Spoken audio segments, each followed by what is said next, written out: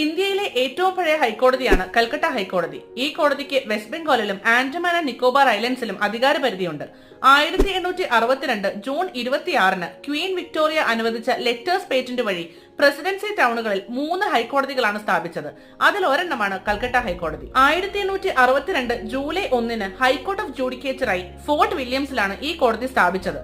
2001-ൽ ഈ സിറ്റിയുടെ പേര് ഔദ്യോഗികമായി കൽക്കട്ടയിൽ നിന്ന് കോൽക്കട്ടയിലേക്ക് മാറ്റിയെങ്കിലും കോടതിയുടെ പേര് അങ്ങനെ തന്നെ നിലനിർത്തുകയായിരുന്നു. സർ ബാൻസ് പീകോക്ക് ആയിരുന്നു കൽക്കട്ട ഹൈക്കോടതിയുടെ ആദ്യ ചീഫ് ജസ്റ്റിസ്. എന്നാൽ ജസ്റ്റിസ് PB ചക്രവർത്തിയാണ് കൽക്കട്ട ഹൈക്കോടതിയുടെ പെർമനന്റ് ചീഫ് ജസ്റ്റിസ് ആയി സ്ഥാനമേറ്റ ആദ്യ ഇന്ത്യക്കാരൻ.